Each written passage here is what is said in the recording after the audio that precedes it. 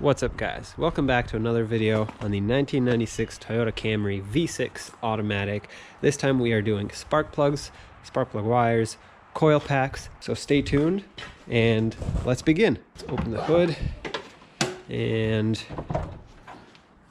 yeah, that's better. As I said, this is a V6, so the front spark plugs are really easy to get to. They're right here, as well as the coil packs and the wires that go to the rear spark plugs. So the rears are actually powered by the front coil packs. And we're gonna actually take the intake off. I know you can do it without taking the intake off, but I'm just gonna unbolt the intake so that one, I can, see what I'm doing, and two, so I can show you what to do. And if you don't wanna take the intake off, then don't. You can get there with a swivel sockets. And let's get started with the front spark plugs. I'm only going to show you how to do one because then it's just a repeat for the other two, and then we'll go to the rear. All right, so let's begin with this one. Basically what you want to do is 10mm bolt right here, and then we can pull the coil up. We have to unhook this connector, which I can do right now. It can be a little gummed up from the road dust, but that's no big deal. Just push that to the side. Now this coil is free. If you do want to unhook the spark plug wire, which I will because I'm replacing the wires as well, you basically have to get a little flat head. I know this is not little, but there's a tab, and I'll show you in a second. So this tab right here, you want to press out, not in, but out. So you want to pry it out of the coil and then pull up. Now with the 10mm socket, just unbolt the coil.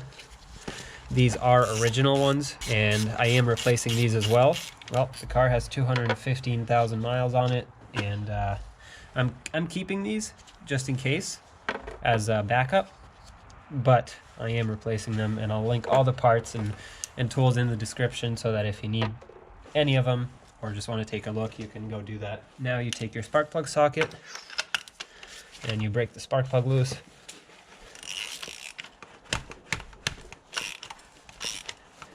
Now before I put the spark plug socket in, I looked down in the cylinder or in the spark plug hole and made sure that there's no oil.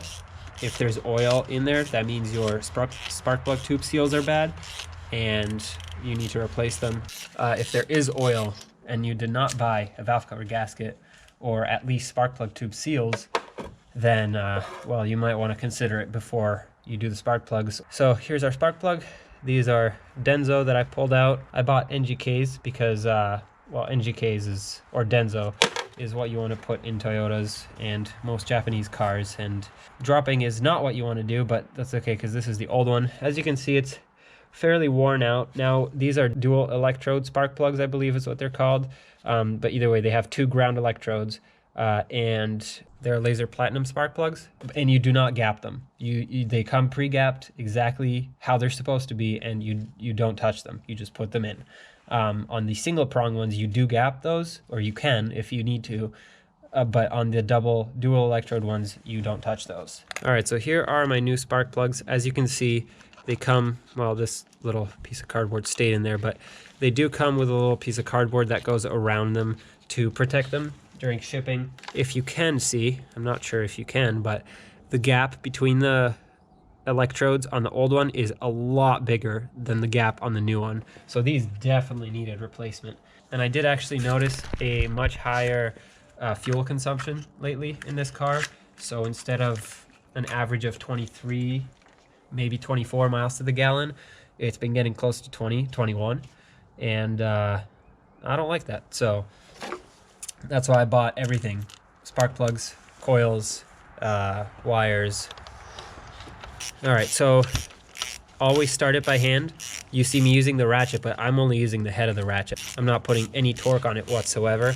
So I want to make sure that these spark plugs start and thread on without cross-threading.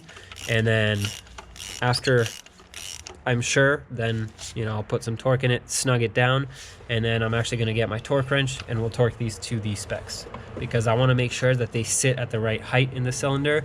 The more you tighten it, the lower it goes. And if you over tighten it, well, first of all, you can strip the threads and then you're in for a big adventure. if you don't tighten it enough, it can actually blow back out. It'll unthread itself and blow out, and that's bad too. All right, so here I have my torque wrench. I'm gonna set it to 13 foot-pounds. And we'll torque this down. Now there is a washer on these, a crush washer on these spark plugs that it's gonna take a little bit to crush it, so you'll feel like you're just going nowhere, but it's actually just crushing that little washer. There it is, 13 foot-pounds. It feels pretty tight, to be honest. I would not go past that, and I definitely wouldn't go any less, because then you won't crush that little washer enough. So let's put the, actually, I have the new coil. All right, so let's get the new coil, put it in the right way.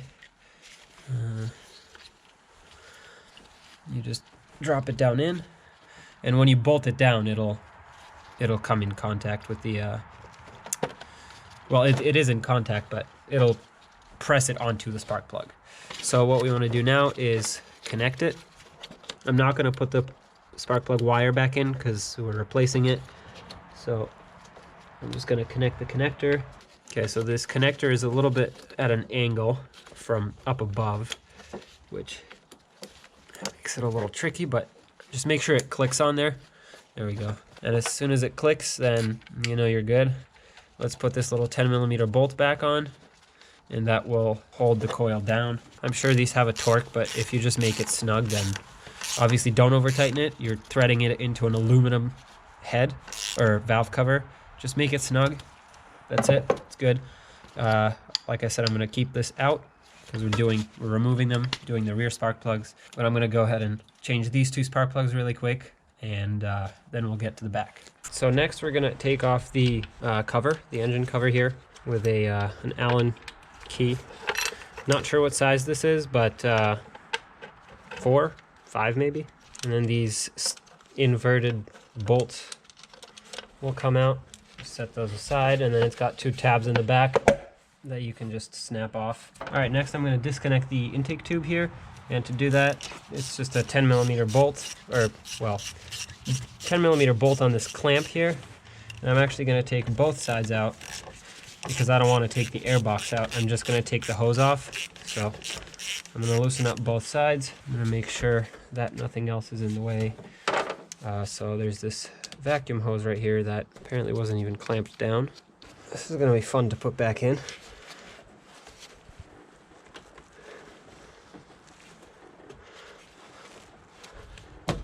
There we go. All right, that's disconnected. So be careful about the MAF sensor because you don't want to disturb it or damage it.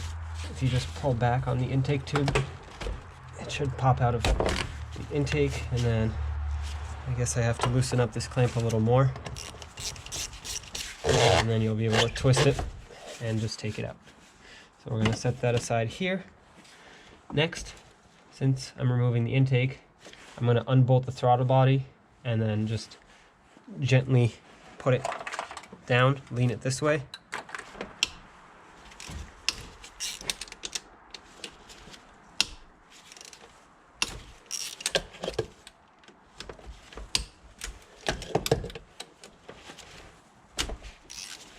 So it has 2 bolts on top and 2 nuts on the bottom, which is very helpful because when you put it back, those studs are going to help you guide it in place and seat it correctly. There's also this little bracket here on this bottom stud for a sensor. Now the reason I'm disconnecting the throttle body is because it does have some coolant hoses running through it, and I don't want to disconnect the coolant hoses. So I'd rather just take the throttle body and move it out of the way a little bit. There's 2 vacuum hoses right here that we have to disconnect that are staying with the intake. Just be gentle with them. I'm using pliers, but I'm not putting much pressure on the pliers. I'm just trying to break the hose free, and then you can simply pull it off. And now the throttle body should come right off the studs. If it doesn't, you might need to unhook some connectors. Alright, so I disconnected this bottom connector, which I'm not sure what that's for, but don't forget to reconnect it. The throttle position sensor is also holding us up, so just disconnect that. It's got a little clip here for some wires, 2 little ears on each side, and if you squeeze them, it can push through. All right, so next I'm going to disconnect a couple electrical connectors here, and I'm gonna attempt to lift the fuel rail off the intake. So the fuel rail is actually bolted to the intake. Here we have the fuel pressure regulator, I believe, and it's got a couple vacuum hoses. Let's see. So this is part of the EGR, but it's got these little arms, spring-loaded arms that hold it in. So I think if I pry one of them out, then I can just lift this whole, oh no I can't, there's a vacuum hose underneath. So unless I can disconnect that vacuum hose, I'm just gonna disconnect these. So there's one, there's another one. All right, so these are now disconnected with a 10mm socket. Pretty sure we can now unbolt the fuel rail from the intake. And there's one bolt here. That's a tight one. And then there's one on the other side, which holds in this whole assembly, because it's not just a fuel rail, it has a couple fuel regulators on it and some other electrical connections. Oh, so it turns out it's not even the fuel rail. I thought these were connected. This is just a little bracket, I guess, for the fuel regulators, or fuel pressure regulators, I should say. If we come back over here, we can disconnect or unhook this spark plug wire, lift this out of the way, and now we can get to the intake very clearly. There are actually a couple more things to disconnect over here. And that's this big vacuum hose right here. Goes to the brake booster. So make sure this is nice and sealed up. Otherwise, well, you got no power brakes. This is attached to the intake and it's on a bracket. All right, so I think it's easier for me to just unbolt the bracket with a 12mm wrench. There we go. And we've exposed another vacuum hose, which is for something. Just take that off. If you're not sure about how these go back, you can always take pictures. Be sure to put them back the same exact way they came off. Okay, so there's another, if you see this bracket right here, there's another 12mm nut on the other side, right back here, that I'm gonna get with my wrench. But before I do that, there's a 10mm bolt holding on this, I wanna say power steering line. I'm gonna need a wrench for that. So if you look back here, this is what I'm talking about. This is the 10mm nut that we have to undo so that we can get to the 12mm nut right there. All right, that's a 14. I'm gonna attempt to take my socket and ratchet to it.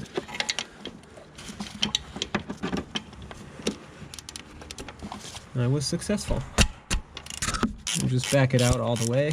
Okay, so I'm gonna have to use a wrench from now on. I need to do this with a wrench because if I try it with a socket wants to get stuck because it keeps unthreading and unthreading the bolt, so it goes further back, so then it'll get stuck. All right, so I'm unthreading it by hand right now. Not sure how long this is, but it's looks like a pretty long bolt. There's barely any room here. All right, this bolt is out.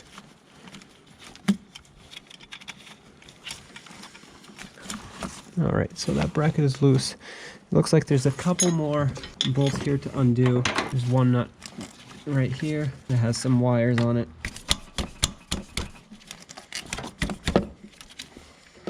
Yeah, this nut was actually pretty tight. Now we can take these two connectors off. And there is another connector, or nut with a connector back there. I think it's a 10mm, but we'll find out. Yep, it is. Oh, this one might be a bolt. All right, so next we have a couple things. We have these two 8mm Allen bolts right here. And then we have two 14mm nuts on each side. You can see that one is right there. And then another one right there. And since we disconnected it from the back, hopefully there's nothing else holding it on, but you know, we'll find out as we try and pull it up. We might have to disconnect some EGR stuff over there, but for now let's just get to these two nuts and we'll see what happens. So like I said, 8mm Allen Oh, that's tight. All right, I think it's time for 1/2 inch.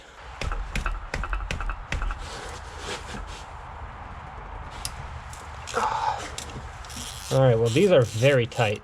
I'm using a 3/8 ratchet, but if I had a 1/2 inch Allen key bit, I would definitely use the 1/2 inch. Oh, they have red thread locker on them, that's why. Yeah, I think these hold the majority of the intake on, because I can hear it crackling loose as I unbolt these. Well, the intake is falling backwards, so that's a good sign. Now, I noticed that these nuts do not have Loctite on them. All right, so I noted that the nuts do not have any thread locker on them. So let's see. All right, so something is still holding this intake on. All right, well, I think I found the culprit. There's another bracket with a nut right here. I'll get my 12mm socket and break that loose. Now that that's off, let's see. I like that. Let's see, what else is holding this on?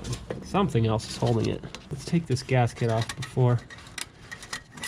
I'll take the throttle body gasket off before I accidentally tear it. You shouldn't really reuse them, but I don't have a new one, so I'm gonna have to reuse it. There's these 2 vacuum hoses right here.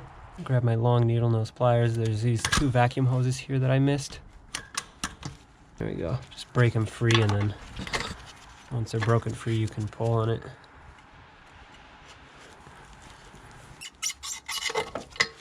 All right, so that's loose. All right, so take these 3 10mm nuts off.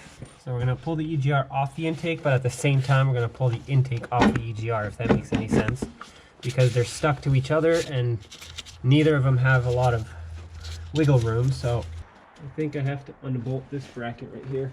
Not the best time to have to do it, because now I have to use a wrench, but I should have done it before prying on the intake to remove it.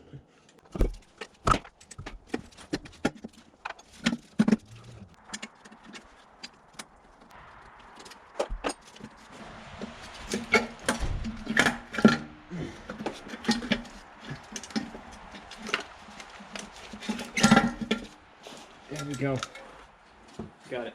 All right, so now that we're back here, let's unhook these spark plug wires. And to remove them from here, you just simply pull them out.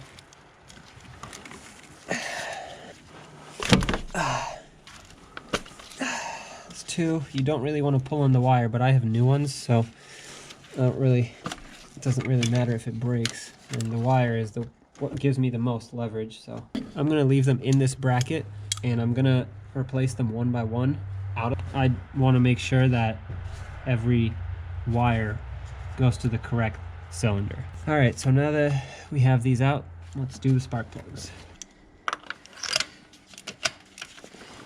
All right.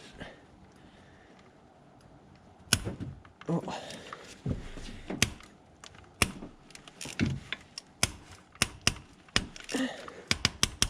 Wow.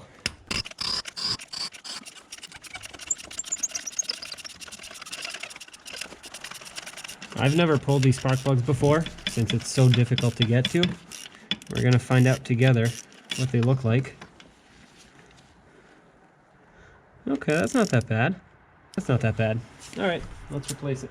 Now you might say, well, there's a lot of rust on the threads. Would you want to put any anti-seize on it? Well, I wouldn't, because these new spark plugs, a lot of new spark plugs actually today come with a special coating on the metal, on the threads. So you don't need to put anything on them. You can just use them as they come. The only reason there's a little bit of rust on those threads is just age. This car is, old. I have no idea how old these spark plugs are. I've been looking after this car since it had 176,000 miles, I believe. It now has 215 almost, and I've never changed these spark plugs. So who knows how old they actually are. But the car still ran, so it's not, they can't be too bad. All right, so I'm gonna replace all of them, and then I'm gonna torque them. Oh, okay, well this one was not that tight. And this is also why you wanna make sure you get quality spark plugs. Now, if you're tempted to use air or electric tools on this, do not, because, well, you wouldn't really hurt much taking old spark plugs out. Well, you could affect threads, but especially putting the new ones in, don't even touch the air tools because it can crack the ceramic right here. If you crack this ceramic, your spark plug is garbage. So you just did the job for nothing. Plus, you need a torque. So you can't just go really fast with the impact and expect it to be okay, because it won't. And once again, 13 foot-pounds.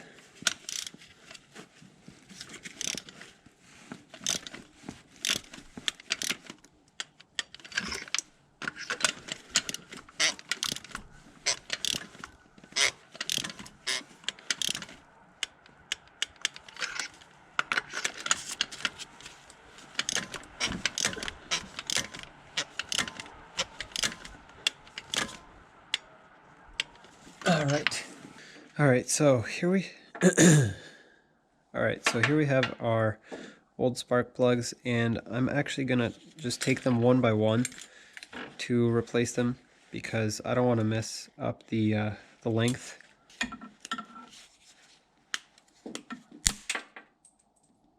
All right, that's one way to open it. There's a little tab here that you basically have to push down on, but everything is so brittle that it just wants to break. Alright, so to replace these spark plug wires, these are actually numbered, and so are the new ones. So cylinder number 5 is the one in the back on the firewall side towards the back of the engine. Then there's cylinder number 3 in the middle, and then cylinder number 1 on the driver's side, or on the passenger side of the car. Now this bracket is just falling apart as I try and open it, so I might not even reuse it because I don't think I can. Alright, so it's a nice bracket, but I'm going to use this one right here. I'll keep it, but let's route the new spark plug wires. There's another little bracket here. Alright, so let's put our new wires in. We have these two little brackets here. So cylinder number 5, if you buy the same ones that I bought, which I'll link down in the description, they are numbered. This is cylinder number 3. Okay, so this goes in the middle. Let's start with this one. Let's see, this is cylinder number 3. So we'll route it this way.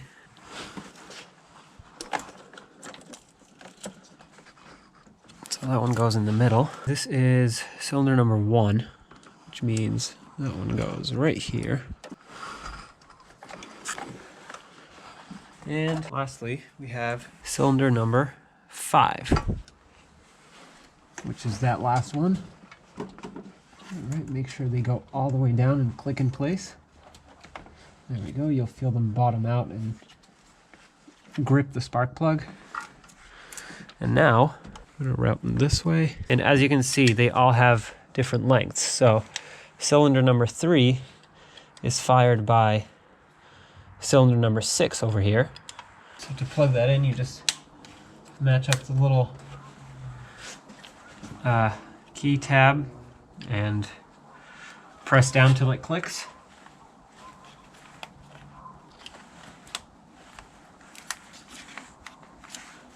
Alright, so now we're ready to put the intake on. We connected all the spark plug wires. Everything's good back there. So let's start by putting it into position. I'm going to go from the passenger side. As you can see, I took a little wire brush to the intake and I shined it up a little bit and removed all the corrosion. Again, you want to go behind the EGR. Now, we disconnected this, so I can take that off. That'll make it a little easier. You can disconnect the EGR tube from the actual valve. However, the studs are extremely rusty, so I don't want to mess with them, accidentally break them, or have it, worst case, break them, best case, make it not seal anymore, and then there's going to be a leak, and just, I just don't want to mess with it. So I'm going to attempt to maneuver it around it. Make sure you get this out of the way. And make sure the throttle body is out. I have it on this stud right now. I just have to make sure I clear these two brackets in the back, and then I can push it over to the other stud. Make sure no wires are getting pinched in the intake.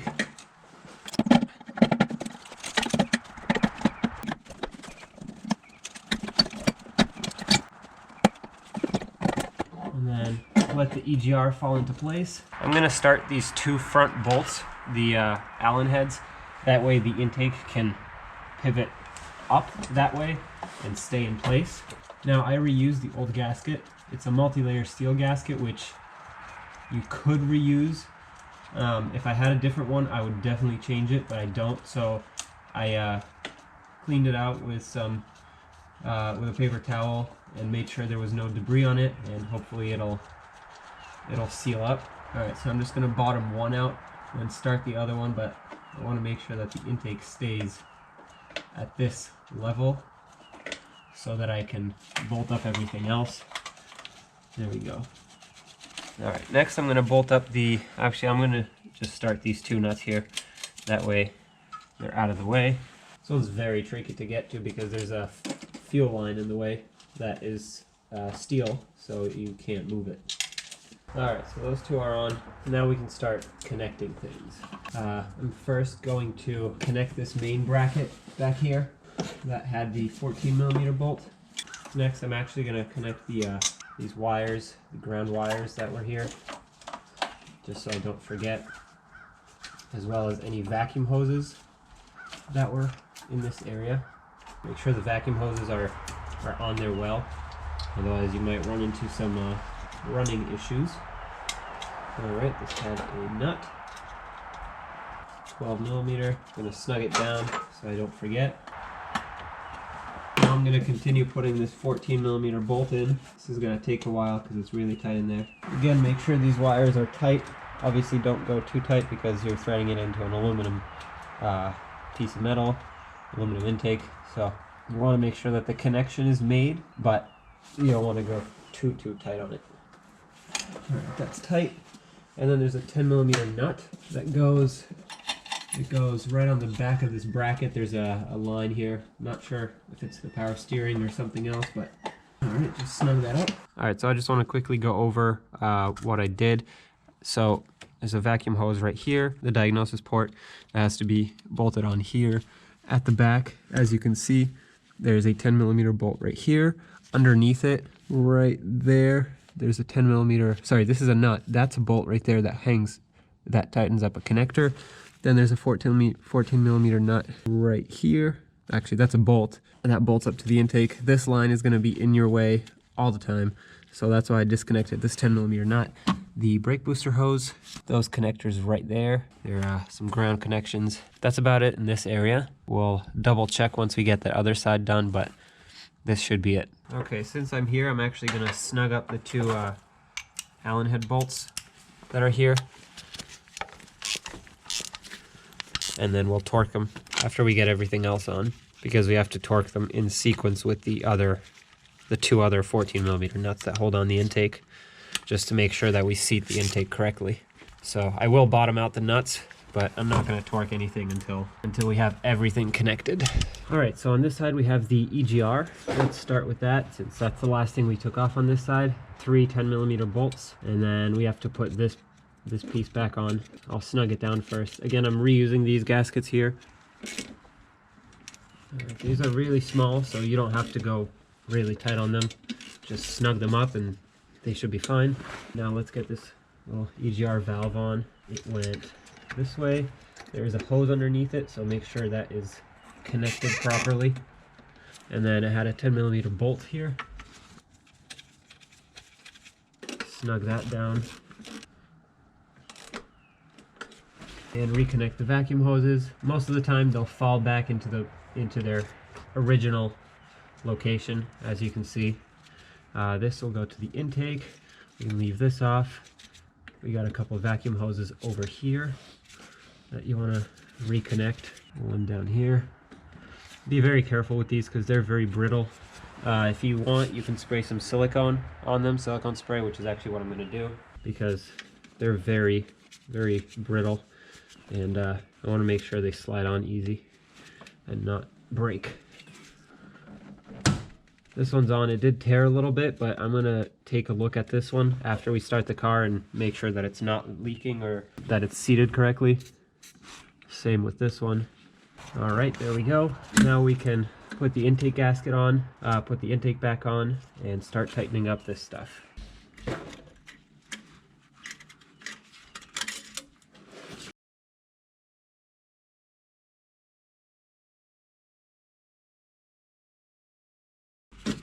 Line up the studs.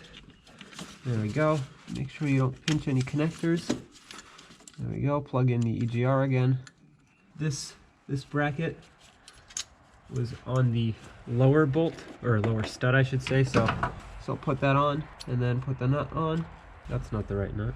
All right, start it. Start the other one. This one didn't have any brackets on it. And then start the top bolts, and then we'll snug them down. Reconnect your 2 vacuum hoses so you don't forget. All right, now let's snug these down. For these, I'm just going snug. Again, I'm not tightening them a lot. I'm gonna go in a cross pattern so that I can seat the throttle body correctly on the gasket. And then we can start plugging in all of our other vacuum hoses and electrical connectors, such as the idle air control valve. Let's see what else. We unhooked this from here, so plug that back in. All the vacuum hoses are good. There's 2 vacuum hoses right here that need to be plugged in again. There's one here and another one here that goes to the fuel rail. A connector right here. Make sure it snaps in. And then I think it's time to bolt on this bracket for the harness. Put the 2 nuts on and then just snug them down with a 10mm socket.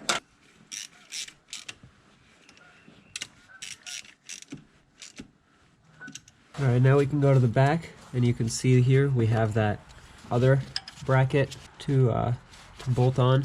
12mm nut. All right, again, I'm just snugging it. All right, so we have run out of hardware, which is a good sign because that means everything's back. Double check everything. All right, so to double check everything, I'm gonna go back on this side, make sure that all the bolts are tight, all the ground connections are there. That's important. All the vacuum hoses. All right, so next step is torquing the throttle body down. We're gonna torque it to 14 foot-pounds in a cross pattern.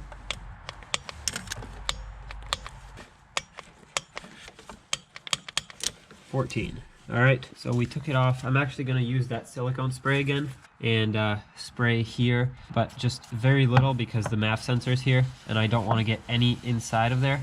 I just wanna coat the outside so it slides on easier.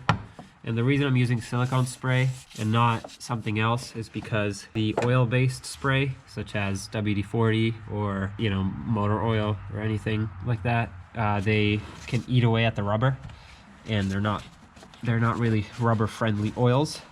Whereas silicone spray is okay for rubber. This hose seems to have grown because there is no way I can get it back on, so I'm gonna have to take the top of the air box out and connect it that way. So there's 4 clips you have to undo on the air box. 1, 2, 3, and 4. Should just slide right up. Oh, disconnect the mass airflow sensor. Help it along with a little screwdriver if needed, but be very gentle. All right, unhook it from the throttle cable and simply pull the air box out. This is a good time to check your filter too. This one seems like it's in good condition. So let's do it this way. I'm gonna connect the tube over here and tighten it down just a little, just snug it. Once I do that, then I can put it on the intake with less issues. There we go. Now it's in. Now you can reposition the airbox, make sure it doesn't pinch the gasket of the filter. And a little tip that I found is if it's not seated correctly, you'll have a hard time putting the 4 clips back on. They should slide on very, very easily with minimal force. All you need is just the strength at the tip of your finger. You just push it on the top and in it goes. If it's not that easy, you've probably pinched the gasket.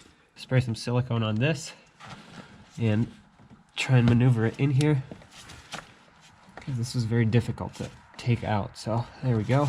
Connect the mass airflow again, very important. Car won't run without it. Now let's snug up the two clamps and also connect these, and also reconnect those two hinge clamps over there. Now be mindful of these because they're very easy to break. These bolts are small, and so is the bracket. I've broken a few of these. So as long as it's snug, it'll be good. All right, and next what we're gonna do is with a 14mm socket and a number 8 Allen key, we're gonna torque down the intake to 36 foot-pounds. And I'm gonna start from the inside out. That way I can seat the intake correctly. So set your torque wrench to 36 foot-pounds. And then I'm gonna start with one of the Allen bolts. Make sure the Allen key is seated in the bolt. 36. The next one, and now switch to the 14mm and torque those down to 36. And just double check them because you want to make sure you don't have a vacuum leak here. This intake is only held on by 4 bolts, so tight and tight. All right, so let's go ahead and put the engine cover back on. Okay, engine cover was very easy. These plastic caps broke for me, so I'm not gonna put them back on because I can't, but you just slide it onto those little studs, clip it on in the back, and then you want to put these little inverted bolts on with the Allen head, and we'll snug those down. All right, and there you have it. We have successfully replaced the spark plug, wires, and coils in this 1996 Toyota Camry with the V6. I've also shined up the intake a little bit. As you can see, it looks a lot better now than it did before. I would like to do the valve cover as well, just so I can make it look good, but that's another project for another day. Until then, I hope you enjoyed the video. I hope it was helpful. Don't forget to like, comment, and subscribe for more videos, and I'll see you in the next one.